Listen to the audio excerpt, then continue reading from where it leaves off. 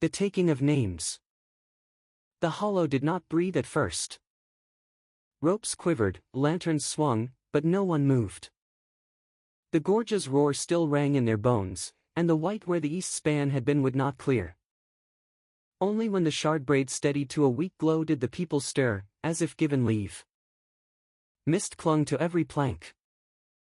Where the terraces had torn away, there was nothing but whiteness without a bottom. Marath stood at the edge, staff planted, shoulders bent with years. He struck the staff once, and the sound carried sharp and empty across the hollow. "Stand steady," he said, "steady as stone. Know who remains. Then name who is lost." No one moved. As if the whole town feared that speaking would make the loss real. Then a woman whispered a name, and another broke after it, and another. Names spread across the terraces like beads shaken loose from a string. Then the main line shuddered. Once. Twice. Not slack, not empty. Weight still clung to it. "He's on it," a rope hand whispered, half in disbelief. Still on it. Lanterns swung closer.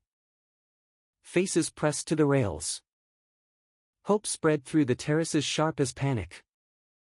Idrin's voice cut through the murmur. "Rope's ready. We pull him up before the gorge decides otherwise." Riva pressed the harp to her chest and kept her gaze on the edge. Through the fog she saw only flashes of movement, rope hands pacing, a coil flung, a lantern raised, but she felt Corin as if a thread tied them, a tremor that matched the shake in her bones. "Riva." Idrin's voice came low, like a hand gripping hers. His braid hung loose, soot streaking his cheek. He looked a decade older than he had at dusk. "The gorge is breathing, pulling and giving. We can't fight it blind. Listen for the change in the wind, when it eases, we lift him." She nodded. Words would not carry what she knew, that the fog had a pulse now, a long inhale that tugged at the hollow, a short exhale that gave back a shred of slack. "Rope hands," Idrin called. "Bila, Corin. Cest. Lash to post 2 and 4, cross-run to the guard rail." No one breathes on a knot without Marath looking at it. "We pull on Riva's count."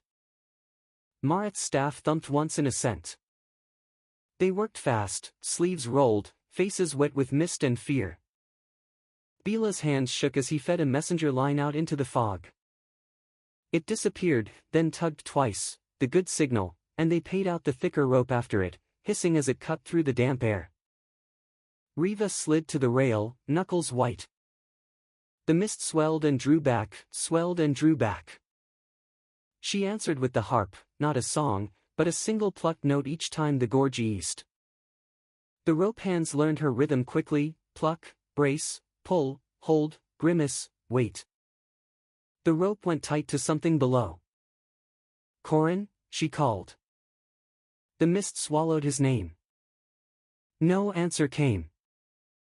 Only another faint twitch in the line, the weight still there. Riva's breath hitched. Idrin checked each knot with a hard tug, his mouth working around names he had not yet spoken. "On the count," he said.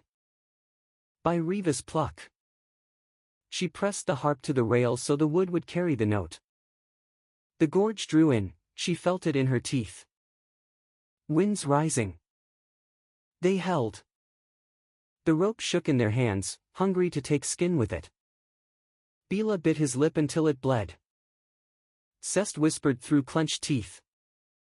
The gorge exhaled, easing. "Pluck. Haul." Idrin barked. They heaved in unison, feet braced, shoulders straining. The line groaned and came up a handspan, then another. The rail shivered but held. Fog poured like water over a lip and slid back. Winds rising, Riva warned. They held again, arms trembling, rope burning their palms. Winds easing. Pluck. Haul. The line came again, slick with mist, streaked with blood. Riva's stomach clenched, but she did not look away. "Do not look," Mareth said to the boy beside her. He pressed the staff into the youth's spine until he steadied. "Wind's easing," Riva called softly. "Pluck." "Haul." Something below shifted. Not just the rope, a body on it. The line jerked sideways and nearly pitched 3 hands over the rail before they caught balance. Riva felt a spark down in the fog, quick as struck flint. "Again," she whispered. "He's there." The next pull brought a glimpse, a rag of cloth, sodden and gray, twisting in the mist. Then a hand, white as rope, bleeding through the cracks. For a heartbeat no one breathed. Was it gripping, or only caught? The fingers looked more like stone than flesh, locked around the line with a stubbornness that might already be death. Riva's throat tightened. "Corin," she whispered, as if the name itself might decide whether he answered. The rope shivered. A faint twitch followed, or the wind only played at one. "Hold!" Idren barked. The rope hands froze, boots digging into the planks as the line strained under Corin's weight. "Bila, the sling!" The youth stumbled forward, fumbling a loop from his belt. He clipped it onto the main line and let it slide down into the mist. Lanterns swung as all eyes followed it. Corin dangled several spans below, visible now in the glow, too near to lose sight of, too far to reach. The sling slipped past his elbow, caught, and tightened.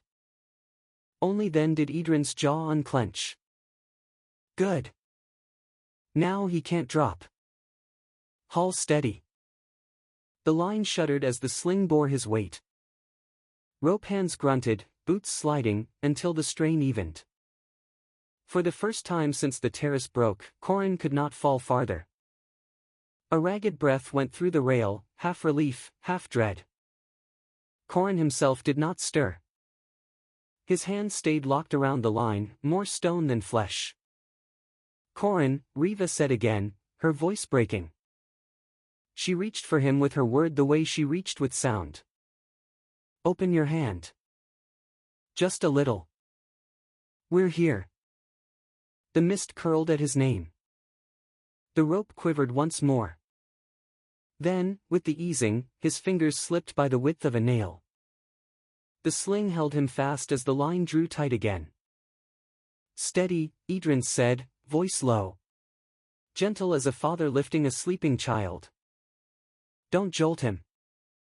They drew him up a span at a time. His shoes were gone, toes scraped raw from stone. His knees were flayed open, cloth ground into the wounds like grit. His arms hung slack, rope burns scoring them in red rings that bled into his sleeves. His lips were blue, teeth pink with blood where they had rattled against each other. Every breath shuddered as if it might be his last, ribs rising sharp beneath skin stretched too thin. "One more," Riva breathed. "Wind's easing, now. Pluck." They brought him level with the rail. Hands reached, unsure where to hold, not the wrists, torn, not the shoulder, grinding. Mareth set his staff and pressed with the weight of his years. Idren hooked under Corin's good arm and heaved. Together they pulled him over, half falling into waiting arms. Riva dropped to her knees beside him. She did not touch him yet. She laid the harp down and set her hands flat on the planks on either side of his head, as if to feel the mist through the wood. The fog eased a little, like it had taken its share for the night. "Corin," she whispered. "You stubborn, foolish," the rest broke in her throat. "Look at me." His eyelids flickered. His mouth worked. A sound came, thin as thread. It might once have been her name. "Don't," Mareth said. "Let him breathe." He turned his gaze to Idren. "Names," he said. Idren's jaw tightened. "We take the names. Then we move the children. No one sleeps on the outer terraces tonight. No one crosses a span until it's proven sound. We all carry water. We all carry food. We all carry each other. The hollow stirred. Cloth was fetched, water boiled, lanterns lit. Even those whose voices had broken on names found work for their hands. Riva brushed wet hair from Corin's brow. His eyes opened the width of a splinter. He found her by the sound of her breath more than by sight. Held, he whispered. You did, she said. Father? She shook her head. Not tonight. Not you. Across the terrace, Mareth raised his staff again. His gaze passed over the hollow and did not flinch. Who carries the names of the fallen? He asked. One by one, voices answered. They did not list them. They laid them down like stones, each one finding its place. As the names were spoken and laid down, another truth spread unspoken across the terraces. Had Corin not taken the rope, the hollow itself might have fallen with the east span. Holmes still stood because his hands had bled against the stone. Lives still breathed because his body had held when the cliff tried to break. A murmur rose, not loud, not shouted, but passed from one face to another like fire catching along a wick. Respect, fear, gratitude. Even those who had not known his name that morning now carried it in their eyes. Mareth's staff struck once, and the sound cut through the whispers. The hollow stands because he held, he said, his voice rough with years. Let none forget it. When the last name was spoken, a different silence came, not the stunned hush after the roar, but the quiet that follows prayer. The shard braid steadied to a weary glow. Idrin crouched beside Corin. He did not touch him. He only bowed his head once, a respect given to a man on his back. You bought us the rest of the night, he said. We will use it. Corin's mouth twitched. A smile, barely. But it held. Riva looked east, into the whiteness, and knew the hollow would never again be what it had been. The cliff had taken its share. It would take again, someday. But for now, the braid held. The ropes held. The people held. She lifted the harp. The note she plucked was not warning, not triumph. It drew a line between what the gorge had taken and what it had left. The mist heard it, and let it stand.